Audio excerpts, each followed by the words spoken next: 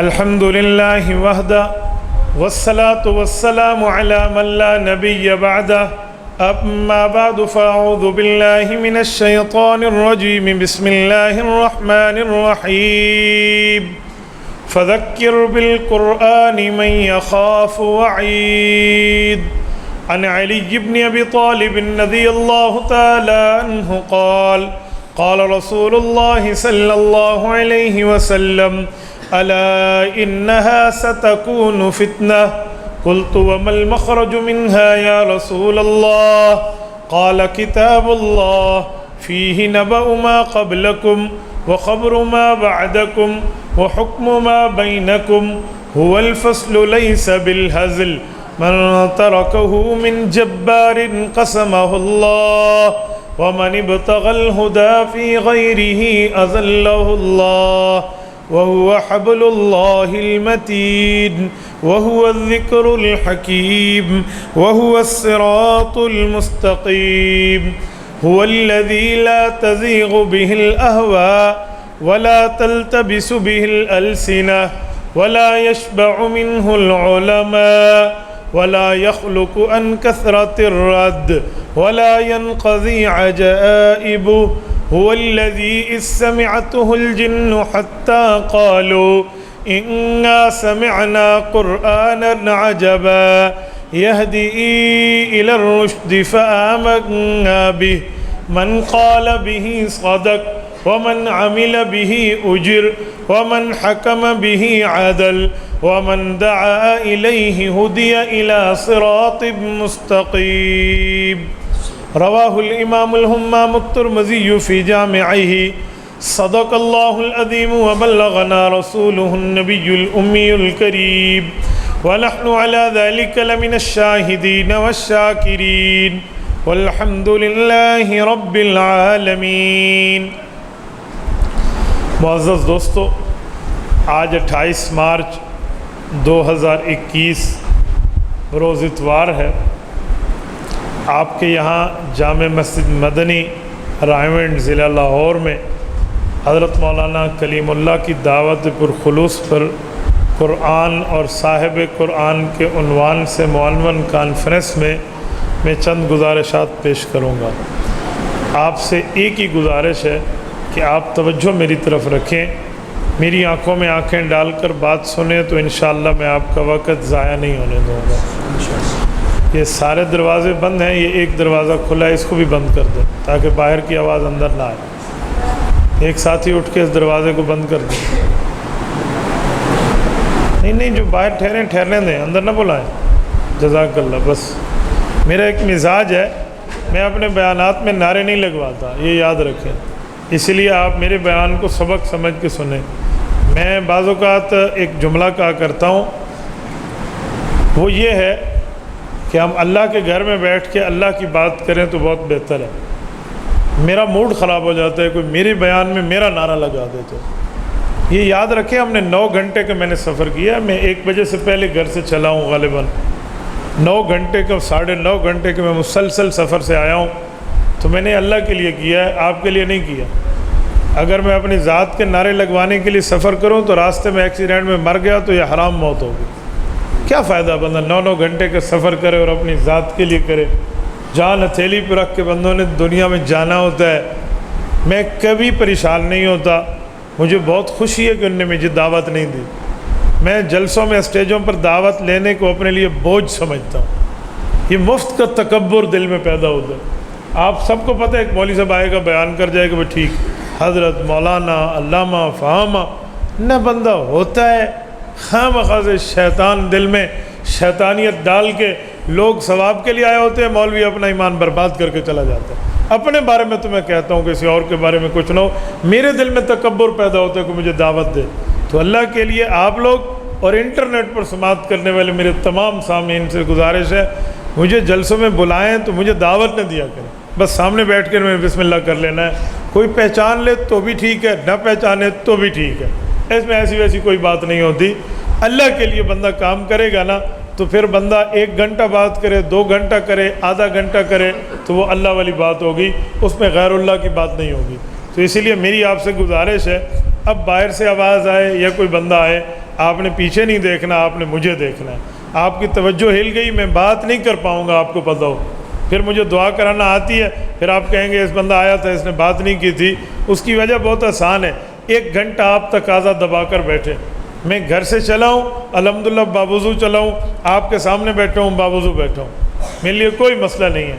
تو آپ بھی تھوڑا سا اپنے پانی وغیرہ کے معاملات کو تھوڑا سیٹ کر کے بیٹھیں، بس آنکھوں میں آنکھیں ڈالیں تاکہ ہمارا 1-2 گھنٹہ بیٹھنا کچھ قیمتی بن جائے۔ قرآن اللہ کی کتاب ہے اور صاحب قرآن اللہ کے رسول ہے۔ یہ بات طے ہے کہ اللہ نے اپنی کتاب اپنے رسول کے بغیر نہیں دی۔ اللہ پاک نے شروع دن سے جو کتاب بھیجی ہے اس کے ساتھ رسول بھیجا ہے۔ ایسا نہیں ہے کہ کوئی کتاب بغیر رسول کے اس دنیا میں اللہ نے اتاری ہو۔ میں سوال کرتا ہوں وجہ کیا ہے؟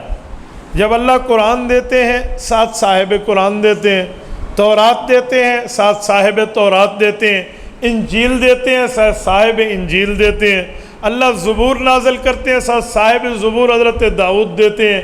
وجہ قوم اسی زبان کو جانتی ہے جس زبان میں کتاب آئی ہے، تو پھر قوم خود تو پڑھ سکتی ہے، ساتھ پڑھانے والا کیوں بھیجا؟ میں مثال دیتا ہوں اپنی امت محمدیہ کی۔ حضور پاک علیہ الصلوۃ والسلام جس قوم میں آئے ہیں، قرآن کہتے ہیں هو الذی بعث فی الامیین، سورت نمبر 62 سورت جمعہ آیت نمبر 2۔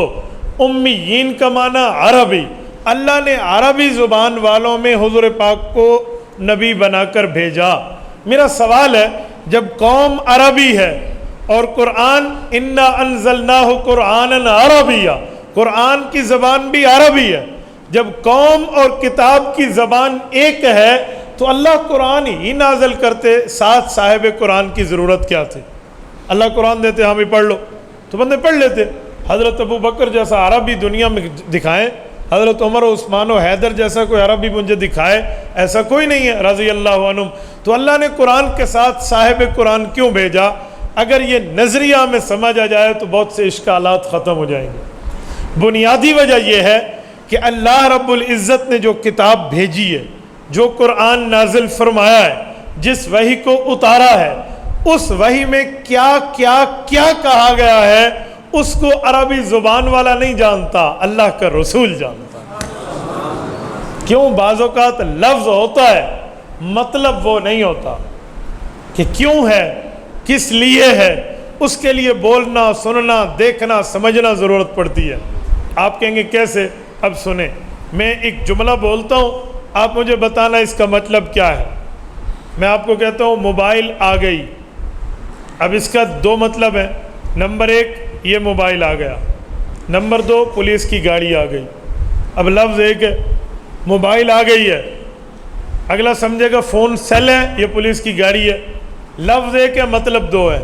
اگر ایک ہی لفظ بولا جائے اور مطلب نہ بتایا جائے تو اگلا شش و پنج میں مبتلا ہو جائے گا۔ ایسے میں آپ کی مسجد میں بیٹھا ہوں اور میں کہتا ہوں یار اسپیکر 2 نمبر ہے، میں ایک جملہ کہتا ہوں اسپیکر 2 نمبر ہے، ادھر اسپیکر کا معنی ہوگا یہ ڈبے، اور اگر یہی جملہ قومی اسمبلی میں بولیں کہ بھئی اسپیکر 2 نمبر ہے تو ادھر کیا مراد ہوگا؟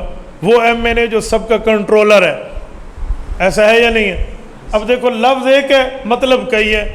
یہ آپ کے سامنے میرے ہاتھ میں گھڑی موجود ہے، کیا چیز ہے؟ جواب دیجئے کیا ہے؟ گھڑی۔ اب اس گھڑی کا معنی ہے ٹائم پیس، الساعہ جو ہمیں وقت دکھاتی ہے۔ اب ایک لفظ گھڑی ہے، اس کا مطلب یہ ہے۔ اب میں ایک لفظ اور بولتا ہوں، مولانا گئے ہیں عمرہ پہ، حج پہ، مولانا واپس آئے، ہم نے پوچھا مولانا کیسا وقت گزرا؟ انہوں نے کہا جب میں اللہ کے کعبے کے سامنے ٹھہرا یا رسول اللہ کے روزے کے سامنے ٹھہرا۔ بڑی عجیب گھڑی تھی۔ کیا تھی؟ اب ادھر گھڑی کا معنی یہ ہے، بڑی عجیب گھڑی ہے کا کیا معنی ہے؟ بولیے، بڑا عجیب وقت ہے۔ اب ایک لفظ اور بولتے ہیں، ایک بندہ یہاں سے اٹھا، اس نے کہا جی گرمیاں آ گئی ہیں، اب میرے بچوں کو ٹھنڈا پانی چاہیے، کمہار کی دکان پہ جاؤں اور اسے کہو جی 500 روپیہ پکڑ اور مجھے ایک گھڑا دے دے تاکہ پانی ٹھنڈا ہو میرے بچے پی سکیں۔ اس نے کہا جی 500 میں گھڑا نہیں ملتا، گھڑے مہنگے ہیں، ایک 500 اور دے تو گھڑا ملے گا۔ انہوں نے کہا جی دوسرا 500 نہیں ہے، کل یہی ہے۔ تو اس نے کہا جی ٹھیک ہے، پھر گھڑا تو نہیں ملتا لیکن چھوٹی گھڑی دے دیتا ہوں۔ اب ادھر گھڑی کا معنی یہ ہے یا ادھر گھڑی کمانا وقت ہے، ادھر گھڑی کمانا چھوٹا مٹکا ہے۔ ایسے کوئی بندہ مولانا کے پاس ایک لفظ لکھ کر آئے اور کہ یہ حدیث ہے، اسے چیک کریں، مولانا کتاب میں ملائیں تو کہیں گے گھڑی ہوئی ہے۔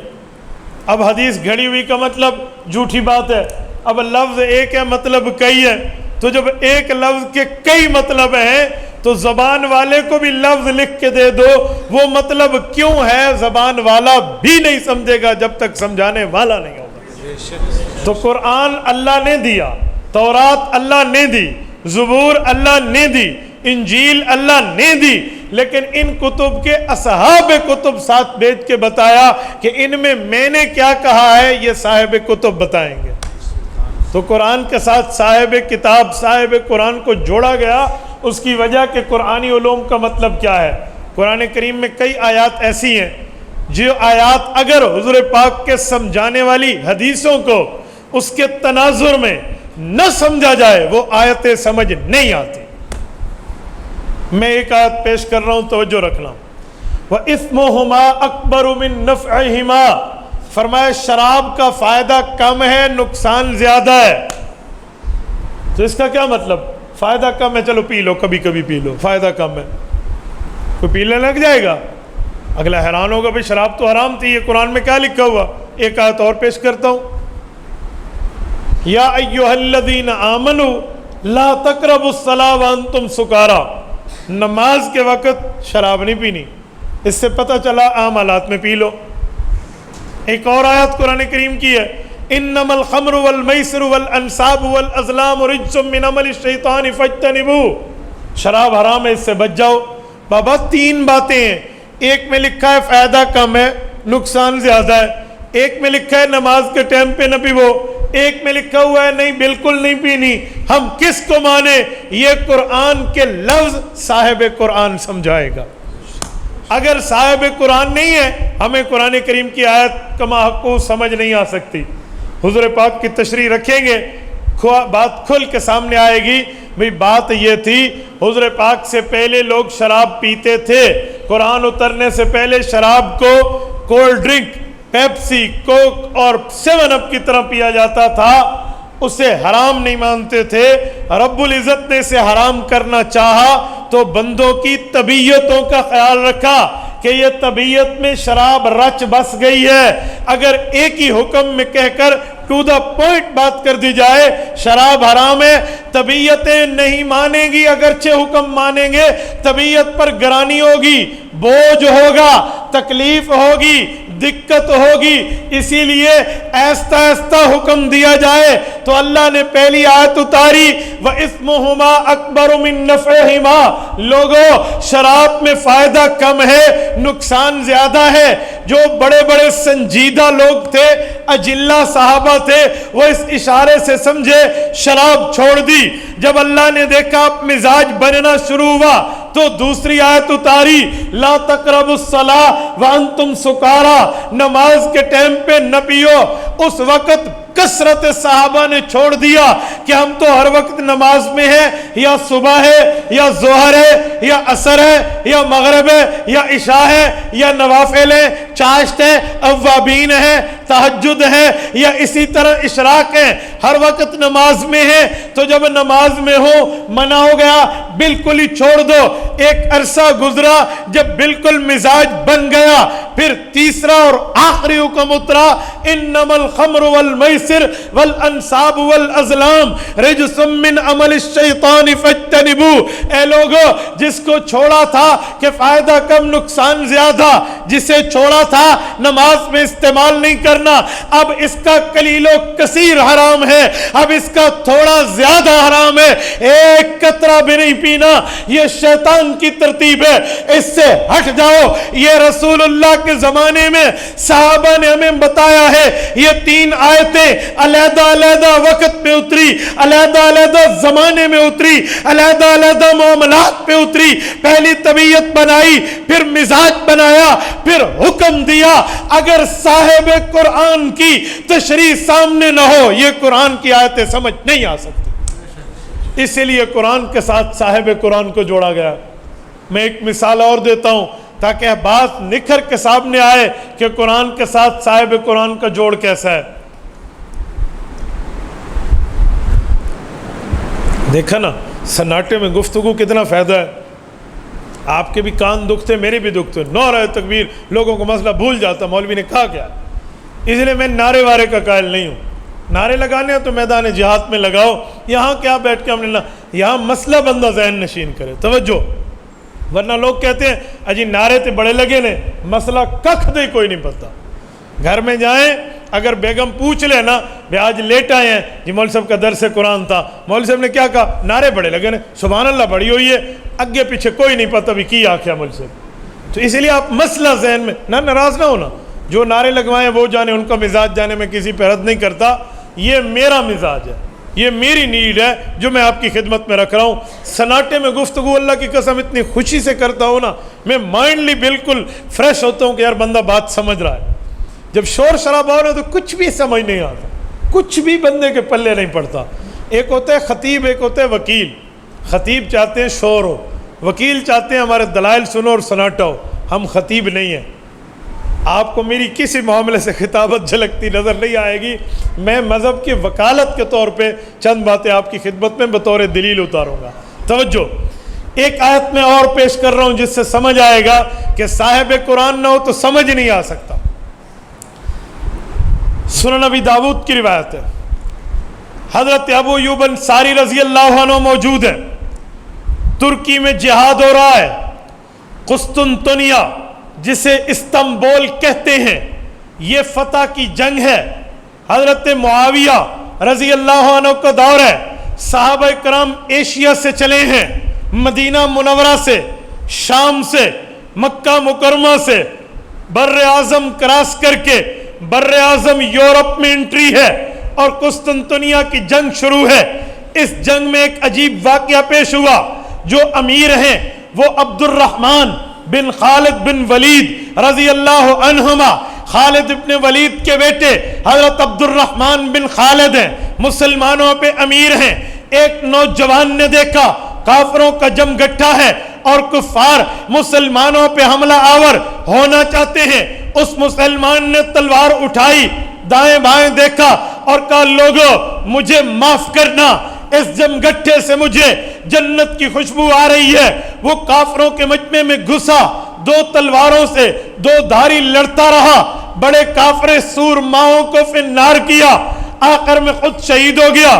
جب جا رہا تھا یہ بات یقینی تھی کہ جنگ بڑی مٹھبیر کی ہے, یہ بندہ شہید ہو جائے گا, واپس نہیں لوٹ سکے گا.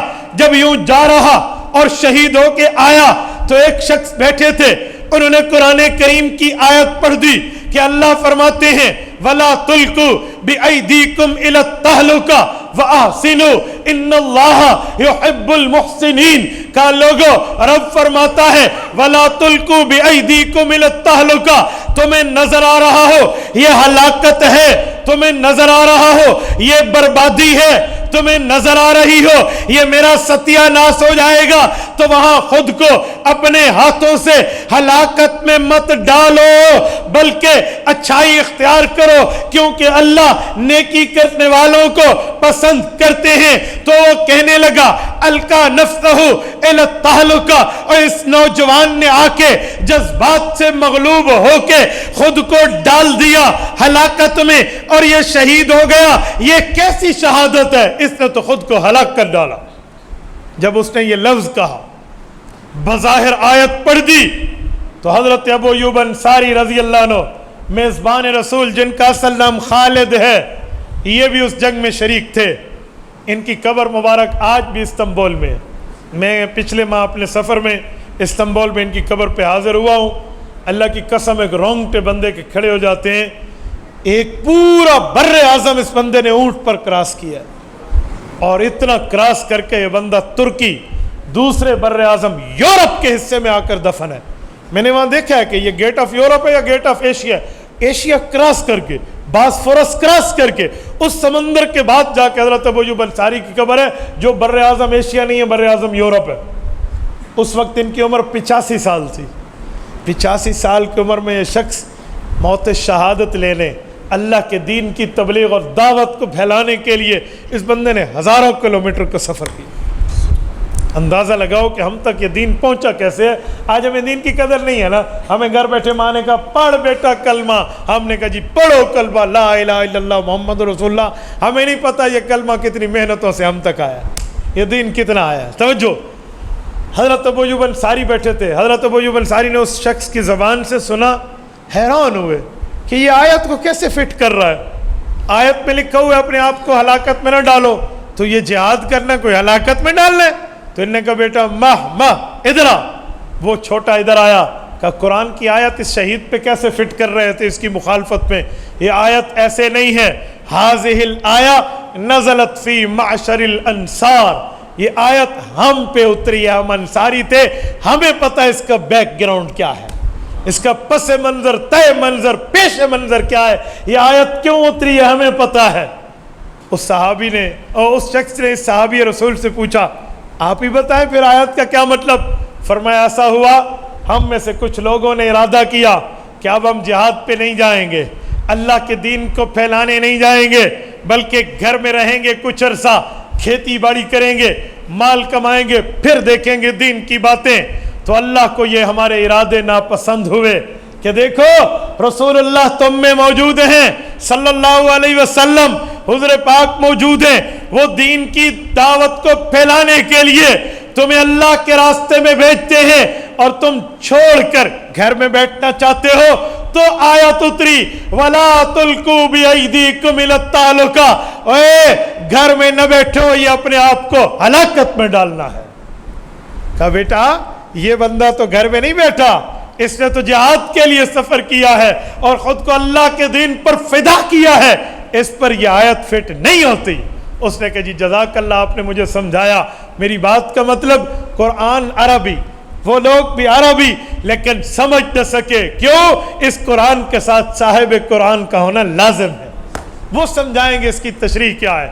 میں اس کی ایک مثال مزید آپ کی خدمت میں رکھتا ہوں, توجہ رکھنا. قرآن کریم کے علوم کو رسول اقدس صلی اللہ علیہ وسلم نہ سمجھائیں, خدا کی قسم سمجھ نہیں آ سکتا. مثلا قرآن کریم میں ہے یوصیکم اللہ فی اولادکم للذکر مثل حظ الانثیین. رب العزت فرماتے ہیں جب بندہ فوت ہو جائے اس کی وراثت تقسیم ہوگی, بیٹے کو 2 حصے, بیٹی کو 1 حصہ ملے گا. یہ رب العزت کا قانون ہے. ہاں من بعد وصیت یوصی بہا او دین, اس بندے کی وفات کے بعد اس کی جائیداد مال و میراث کو دیکھا جائے گا. اس نے قرضہ تو نہیں دینا, اس نے حق مہر تو نہیں دینا, اس نے کچھ واجبات کی ادائیگیاں تو نہیں کرنی. اگر کرنی ہوں گی پہلے ان کا حصہ نکالا جائے گا, اس کے بعد ورثاء کے حصص نکالے جائیں گے. یہ قرآن کریم کا اصول ہے کہ میراث تقسیم ہوگی. لیکن ہم دیکھتے ہیں انبیاء کرام میں کسی کی میراث مالی تقسیم نہیں ہوتی, خصوصاً پاک پیغمبر صلی اللہ علیہ وسلم رسول اقدس صلی اللہ علیہ وسلم کی وفات حسرت حیات کے بعد اللہ کے رسول کی میراث کی تقسیم کی بات نہیں ہوئی, کیونکہ اعلان ہو گیا تھا. اللہ کے رسول صلی اللہ علیہ وسلم کی زبان اقدس سے حضور پاک نے فرمایا تھا نحن معاشر الانبیاء لا نورث ولا نورث ما ترکناہ صدقہ. اے لوگو ہم انبیاء نہ کسی کے مالی وارث بنتے ہیں نہ کسی کو آگے مالی وارث بناتے ہیں, بلکہ ہم جو چھوڑ کر جائیں وہ امت کے حق میں صدقہ ہوتی ہے. تو پیغمبر علیہ الصلوۃ والسلام کا معاملہ کچھ اور, امت کا معاملہ کچھ اور. اگر قرآن کے ساتھ صاحب قرآن نہ ہو تو میراث رسول اللہ کے بھی عام امت تقسیم کر بیٹھے. اور یہاں اگر آپ کا ذوق تازہ ہے اور توجہ ہے تو میں ایک نقطہ آپ کی خدمت میں دوں. توجہ ہے, وہ توجہ پر نقطہ یہ ہے, حضور نے فرمایا ہماری میراث تقسیم نہیں ہوتی. ٹھیک ہو گیا. اس پر کچھ لوگ کہتے ہیں کہ حضور پاک علیہ السلام کی میراث میں ایک باغ تھا جس باغ کا نام تھا باغ فدق.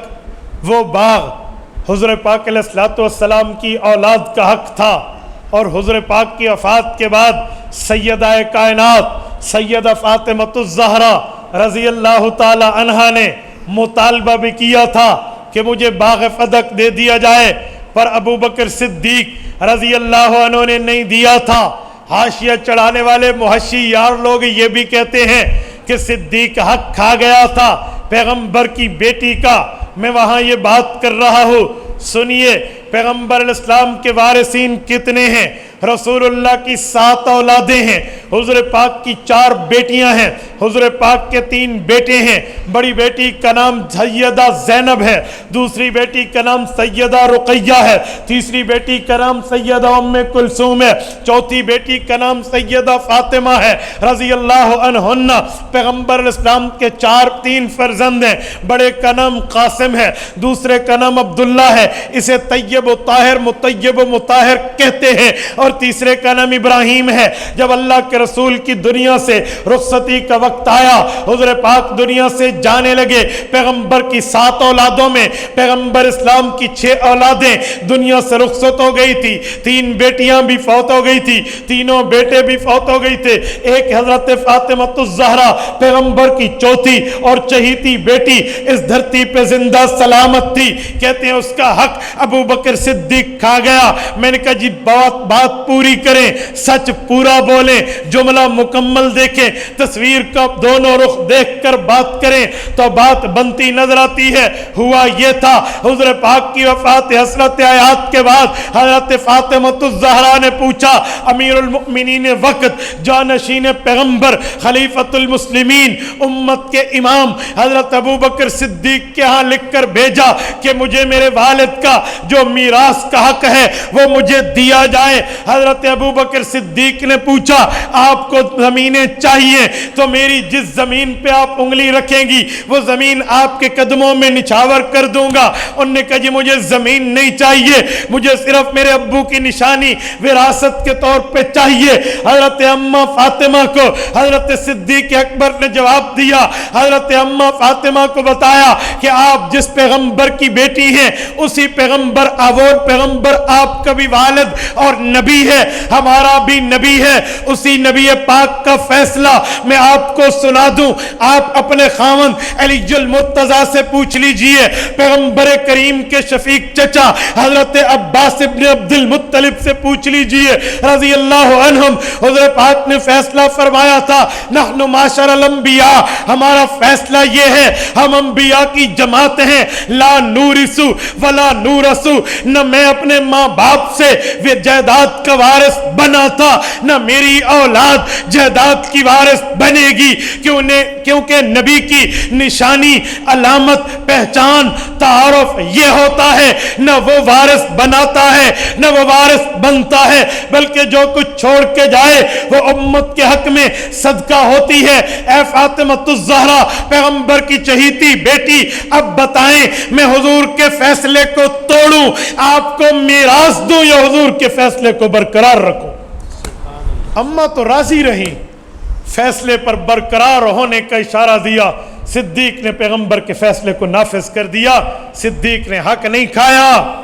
ایک بندے نے مجھے کہا، حدیث پاک کے لفظ ہیں اماں فاطمہ صدیق سے پھر بات نہیں کی تھی.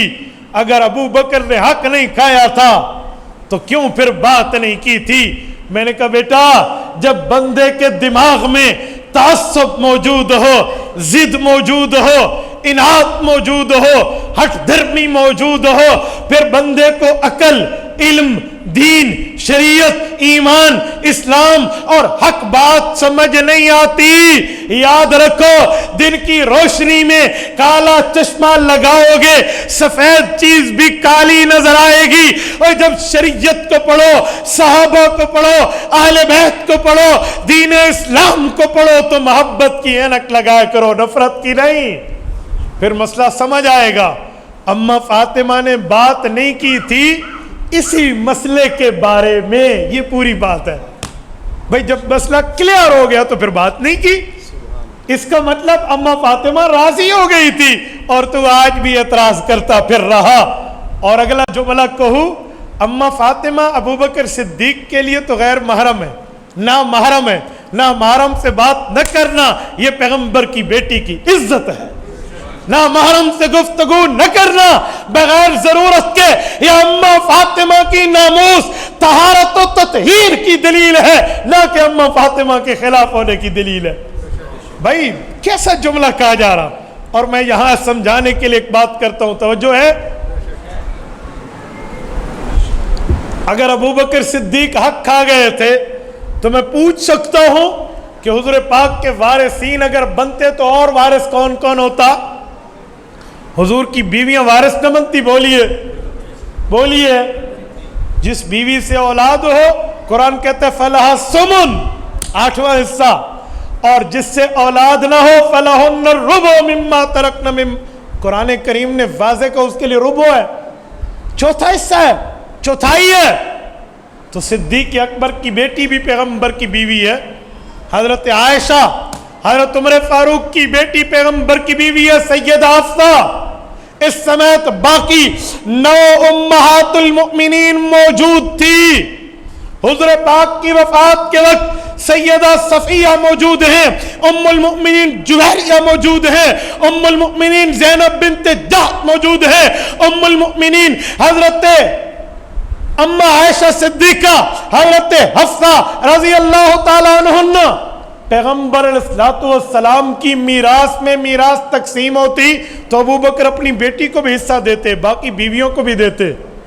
تو نے حسد میں کہہ دیا نبی کی بیٹی کا حصہ کھا گیا، کوئی سچ بولتا جھوٹ کو واضح کرتا تو بات پتہ چلتی، اگر حق کھانا ہوتا تو صدیق نے پھر اپنی بیٹی کو بھی کھایا ہے، حالانکہ نہیں، ایسی بات نہیں ہے۔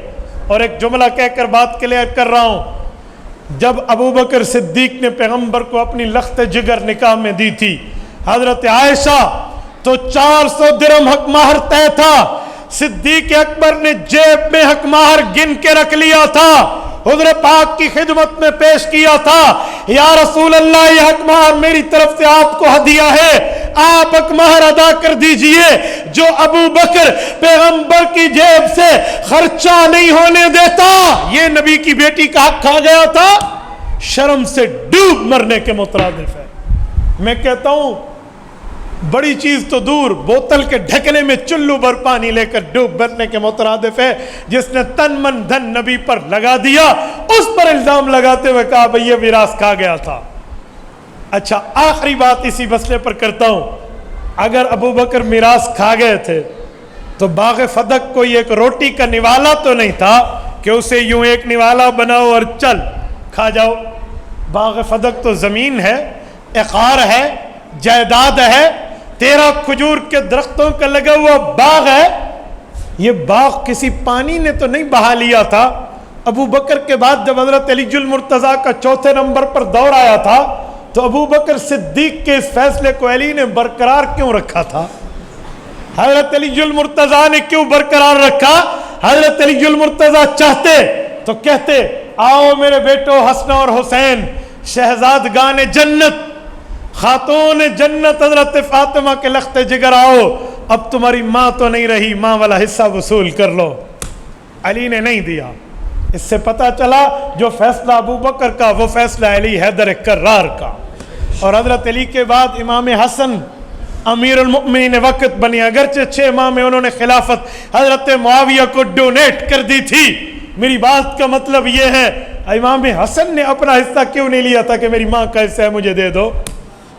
اس کا معنی جو فیصلہ ابو بکر، جو فیصلہ رسول اللہ کا وہی ابو بکر نے نافذ کیا، جو ابو بکر نے نافذ کیا علی نے اور حسن نے اسی فیصلے کو برقرار رکھا۔ اب جو فدق پر ابو بکر پہ اعتراض کرے، یہ اعتراض ابو بکر پہ نہیں، پہلے رسول اللہ پہ ہے، پھر علی پہ ہے، پھر امام حسن پہ ہے، اور ہم تو ان کے فیصلے کو بصر و چشم قبول کرتے ہیں۔ میری بات کا مطلب قرآن کے ساتھ صاحب قرآن آیا تو میراث کا مطلب پتہ چلا کہ عوام کی میراث تقسیم ہوگی، امت کے انبیاء اس سے ماورا ہے۔ ایسے قرآن کے ساتھ صاحب قرآن نہ ہو تو بات پتہ نہیں چلتی، مسئلہ نکھرتا نہیں ہے۔ میں ایک جملہ مزید کہتا ہوں، قرآن کریم کی آیت ہے یا ایھا الذین آمنوا اذا قمتم الی الصلاۃ فاغسلوا وجوہکم وایدیکم الی المرافق وامسحوا برؤوسکم وارجلکم الی الکعبین۔ رب العزت فرماتے ہیں لوگو جب نماز پڑھنے لگو اپنے منہ کو دھو لو، کوہنیوں تک اپنے ہاتھوں کو دھو لو، سر کا مسح کرو، اپنے پاؤں کو دھو لو۔ یہ وضو کے 4 فرض قرآن کریم نے دیے ہیں۔ آؤ قرآن کے ساتھ ذرا صاحب قرآن پہ نظر رکھتے ہیں کیا ہمارے پیغمبر اسلام کا بھی طریقہ کار یہی تھا کہ ہر وقت جب نماز کی طرف متوجہ ہو امت تو وضو کرے، نبی پاک بھی وضو کریں یا نہ کریں؟ ہم نے دیکھا عام حالات میں حضور وضو کرتے، نماز ادا فرما دیتے، لیکن ایک موقع زندگی میں ایسا آیا جہاں پیغمبر نے نیند کی ہے، بڑی اچھی نیند کی ہے، نیند سے اٹھے ہیں، وضو نہیں کیا، نماز پڑھا دی۔ صحیح بخاری جلد اول کتاب الصلاۃ، اللہ کے رسول آئے اور سو گئے، ابھی وتر نہیں پڑھے تھے، حضور پاک سوئے، اما عائشہ صدیقہ رضی اللہ عنہ عرض کرنے لگی اتنام قبل ان تؤتر، ابھی تو وتر نہیں پڑھے، آپ سو رہے، حضور پاک سو گئے، حتی سمعت غطیتا، پیغمبر اسلام گہری نیند سو گئے، حضرت بلال آئے، حضور پاک کو اٹھایا، وتر پڑھے، سنت پڑھی، اور اس کے بعد اٹھ کے صحابہ کو جماعت پڑھا دی، نیا وضو نہیں کیا۔ صحابہ کرام نے نماز کا سلام پھیرا، حضرت بلال آگے ہوئے، یا رسول اللہ ایک بات پوچھنی ہے۔ پوچھو بلال، کیا پوچھنا ہے؟ کیا اللہ نے وضو کا حکم اٹھا لیا ہے؟ کہا جی نہیں، اللہ نے وضو کا حکم نہیں اٹھایا۔ کہا یا رسول اللہ پھر آپ بھول گئے ہیں؟ فرمایا میں نہیں بھولا۔ کہا پھر آپ نے نیند کے بعد وضو تازہ نہیں کیا، نماز پڑھا دی، وجہ کیا ہے؟ فرمایا بلال ان عینایا تنامانی ولا ینام قلبی، تو امتی ہے، میں نبی ہوں، نبی کا مسئلہ اور ہے، امت کا مسئلہ اور ہے۔ جب امتی سوتا ہے اس کی آنکھ بھی سوتی ہے، دل بھی سوتا ہے، لیکن جب نبی سوئے اس کی آنکھ سوتی ہے، دل جاگتا ہے، نبی جاگے دل تب بھی جاگتا ہے، نبی سوئے دل تب بھی جاگتا ہے، نبی کے جاگنے سے نبی کا وضو نہیں ٹوٹتا۔ امتی کی نیند میں وضو ٹوٹا، نبی کی نیند میں وضو نہ ٹوٹا، تو بات کھل کے سامنے آئی، اذا قمتم الى الصلاۃ فاغسلوا وجوہکم وایدیکم الى المرافق کا حکم امت کے لیے، امت کے انبیاء ماورا ہے۔ یہ قرآن کے ساتھ صاحب قرآن کا جوڑ ہے۔ اگر قرآن کے ساتھ صاحب قرآن نہ بھیجا جائے تو ہم ان مسائل کی تہ تک پہنچنا نصیب نہ ہوگا۔ یہ تب پہنچیں گے جب ہم قرآن کے ساتھ صاحب قرآن کی سیرت کو دیکھیں گے۔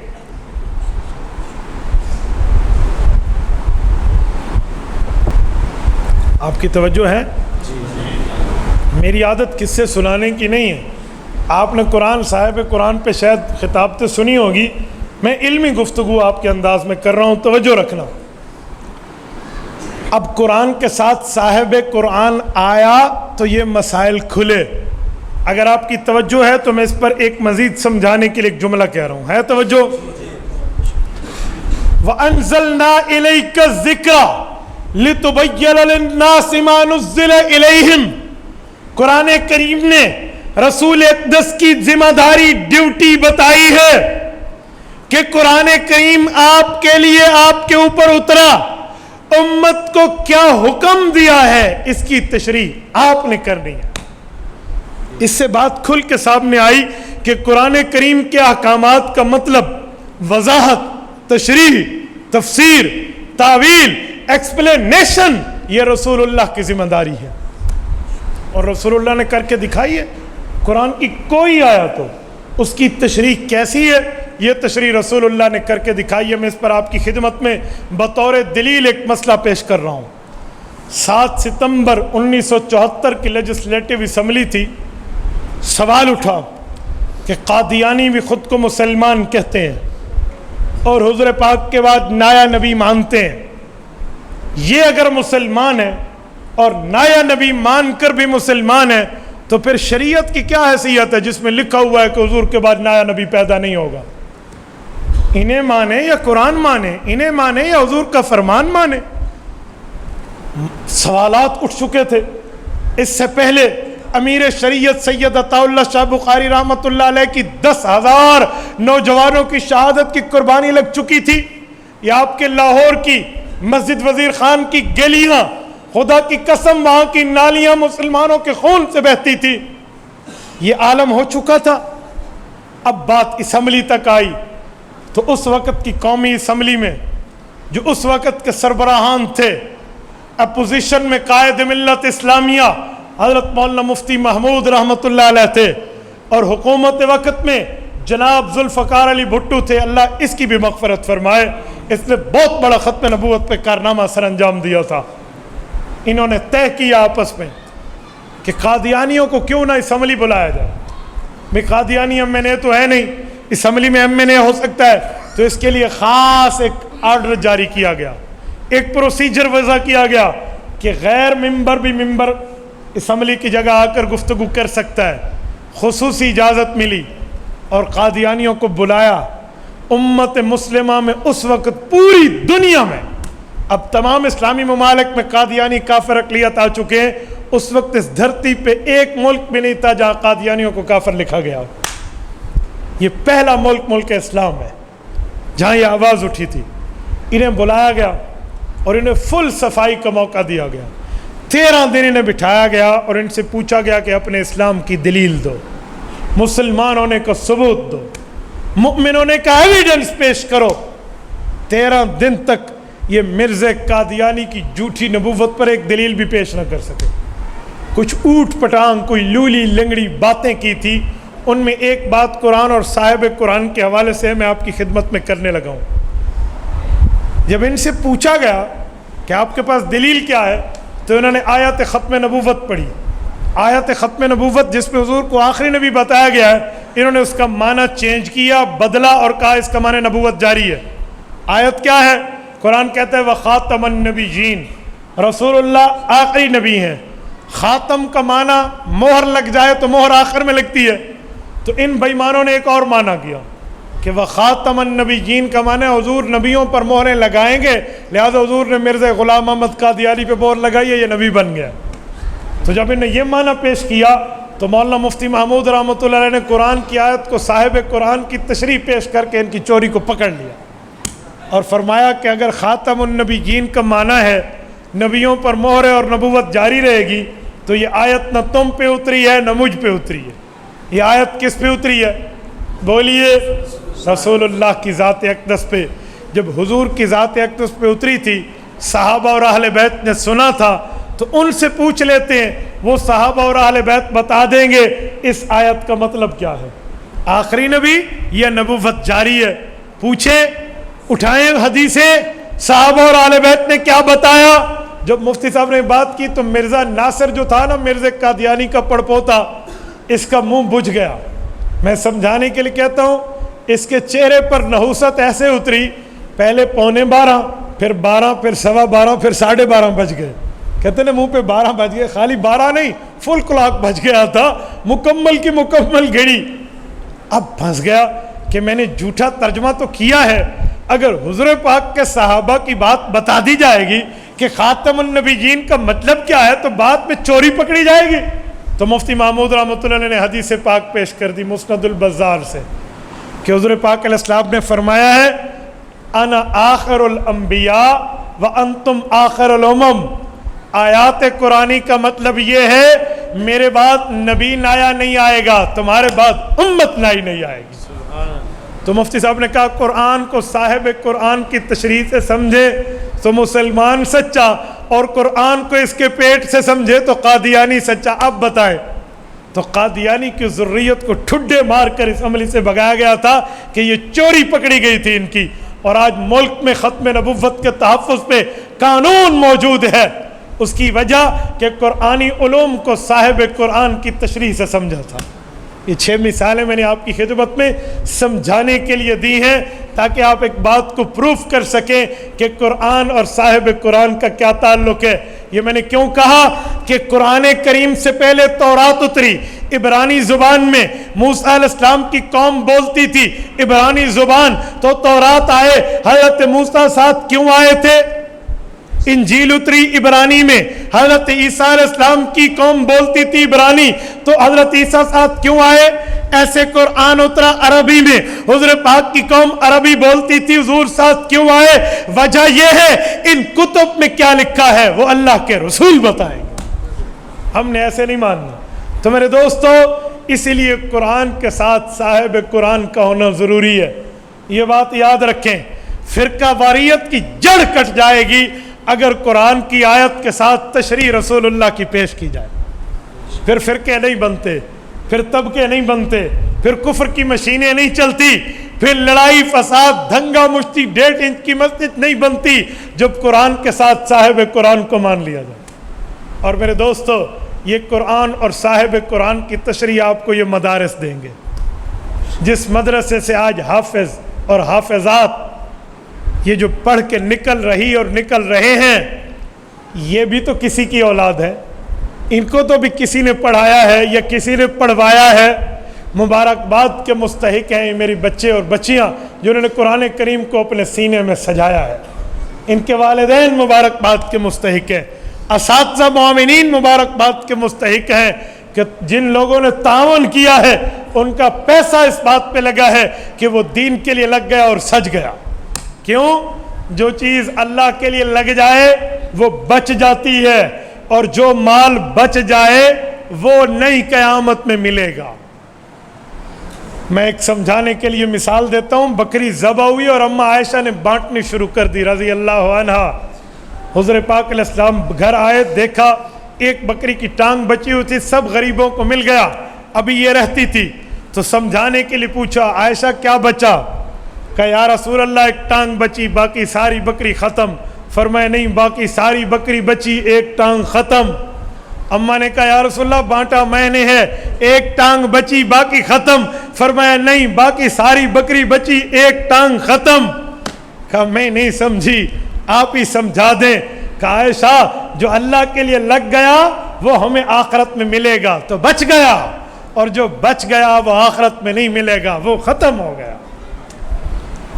مبارکباد ہے ان مال والوں پہ جن کا مال دین پر لگا ہے. ہم کسی کے پیسے پہ نظر نہیں رکھتے، لعنت ہے اس نظر پہ جو دوسرے کی جیب پہ بندہ رکھ کے بیٹھے. ان اللہ هو الرزاق ذو القوة المتین. رزق کی ذمہ داری میرے اللہ کے ہاتھ میں ہے، یہ کسی بندے کے ہاتھ میں نہیں ہے میرے دوستو. لیکن مبارکباد ہے وہ پیسہ جو دین پہ لگے.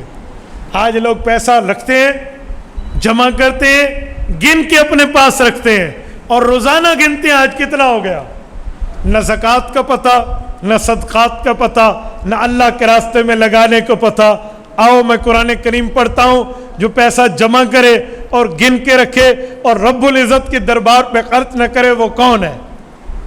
الذی جمع مالا وعددہ یحسب ان مالہ اخلدہ کلا لینبذن فی الحطمہ وما ادراک ما الحطمہ نار اللہ الموقدہ التي تطلع علی الافئدہ انہا علیہم مؤصدہ فی عمد ممددہ. عالم کے پاس آ کر ذرا اس کا ترجمہ پوچھ لینا.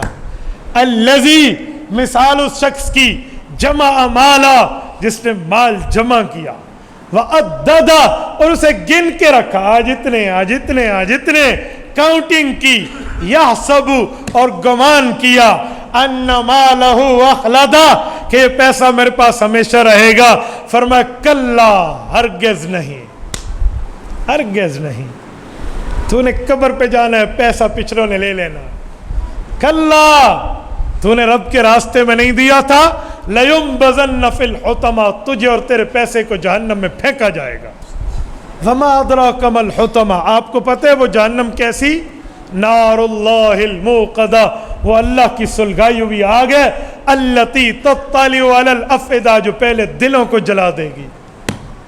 میرے دوستو آج یہ حال ہے، دین پر محنت نہیں ہے، دنیا پر ہے.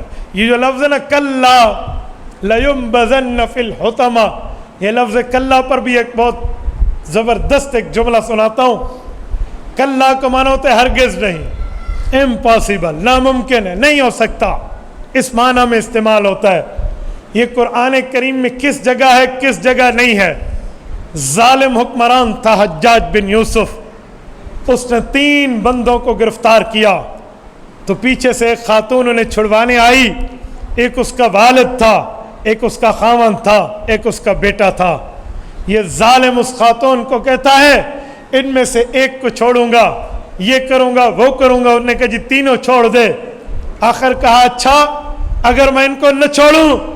تو اس خاتون نے کہا اگر تو انہیں نہیں چھوڑے گا تو میں اللہ سے تیرے لیے بد دعا کروں گی اور وہ دعا مانگوں گی کہ رب تجھے ایسے ختم کر دے گا جیسے لفظ کلا کو اللہ نے پہلے 15 پاروں سے ختم کر دیا ہے.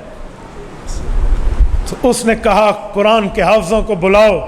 بلایا گیا, کہا قرآن کریم کھول کے دیکھو پہلے 15 پاروں میں کہیں لفظ کلا ہے. دیکھتے گئے دیکھتے گئے دیکھتے گئے, پہلے 15 پاروں میں لفظ کلا نہ نکلا, آخری 15 پاروں میں تھا. حجاج نے اس عورت سے کہا میری معافی ہے, تینوں لے جا, تو قرآن پر اتنا عبور رکھتی ہے. یہ اس وقت کی خواتین کے نالج کا اندازہ لگائیے. آج اب مرد ہیں کسی کو دوسرا کلمہ نہیں آتا, تیسرا چوتھا پانچواں چھٹا تو دور رہا, دوسرا کلمہ بھی نہیں آتا. اشہد ان محمد رسول اللہ یا محمد رسول اللہ, یہ بھی فرق نہیں آتا عوام کو. میں حیران ہو جاتا ہوں, ہمارا یہ دین پر مطالعہ ہے. میرے دوستو, دین اپنے بچوں کو پڑھاؤ, خود بھی پڑھو, تاکہ بندہ جملہ کہ میرا بچہ انگریزی بے فرفر گفتگو کرتا ہے. آپ کے بچے سے پوچھے نا کہ بیٹا بتاؤ کلمے کا ترجمہ کیا ہے, جی ابو مجھے تو نہیں آتا. تو کیا فائدہ اس انگریزی کا؟ میں اسکول کا مخالف نہیں ہوں, آپ پڑھو اور آگے پڑھاؤ, لیکن سر پہ ٹوپی, شکل اسلامی, ٹخنے سے اوپر شلوار رکھ کے بھی اسکول پڑھا جا سکتا ہے. ہم اسکول پڑھتے ہیں انگریز کی تہذیب میں رج کے پڑھتے ہیں. بھئی تہذیب یہودی کی نہیں اپنانی. ہم نے یہودی ایجنٹ نہیں بننا, ہم نے مسلمان بننا. ہم نے نصارہ ایجنٹ نہیں بننا, ہم نے مسلمان بننا ہے. وہاں جا کر آپ نے اپنے بچے کو لادینی ماحول کا رنگ چڑھا دیا, حالانکہ تم رات کو سوتے وقت وطر میں اللہ سے وعدہ کرتے ہو وَنَخْلَوْ وَنَتْرُكُ مَنْ يَفْجُرُكُ, مولا وَنَخْلَوْ میں علیحدہ ہوتا ہوں, وَنَتْرُكُ ہم اس کو چھوڑتے ہیں, مَنْ يَفْجُرُكُ جو آپ کا نافرمان ہے. اللہ سے یہ وعدہ کیا اور صبح یاری بھی اس کے ساتھ جو اللہ کا نافرمان ہے. کیسا وعدہ, کیسا اللہ سے گفتگو کا طرز, کیسی سچائی. آپ پڑھیں دین, پڑھائیں دین, لیکن اسکول پڑھیں تو دنیا کی ضرورت ہے, دین پڑھیں دنیا کی ضرورت بھی ہے, آخرت کی ضرورت بھی ہے. کوئی دنیا سے رخصت ہو گیا نا, یاد رکھیں دنیا سے جانے کے بعد بچہ آپ کو معاشرتی علوم پڑھ کے, سائنس پڑھ کے, انگلش پڑھ کے, بیالوجی پڑھ کے, فزکس پڑھ کے, میتھمیٹکس پڑھ کے ایصال ثواب نہیں کرے گا. وہ قرآن کریم اور سورت یاسین پڑھ کے ایصال ثواب کرے گا. پتہ چلا اس تعلیم کی نعمت کا, طاقت کا اندازہ یہ ہے, یہ دنیا کو کراس کر کے قبر تک پہنچ جاتی ہے. تو ہم کیوں نہ اس پر محنت کریں, کیوں نہ اپنے بچوں کو قرآن پڑھائیں اور اس قرآن کریم کے خادم بنیں گے انشاءاللہ, وعدہ کرتے ہیں. اور میں آخر میں آپ حضرات سے گزارش کروں گا کہ خود بھی پڑھیں, اوروں کو بھی پڑھائیں, اور قرآن کی دعوت کو لے کر اٹھیں اور قرآن پر اپنا تن من دھن لگائیں, تاکہ ہماری دنیا بھی بہتر ہو, ہماری آخرت بھی بہتر ہو. اقول قولی ھذا واستغفر اللہ وآخر دعوانا ان الحمد للہ رب العالمین. إلهي واسع الكرم ورب البيت والحرم إليك أتيت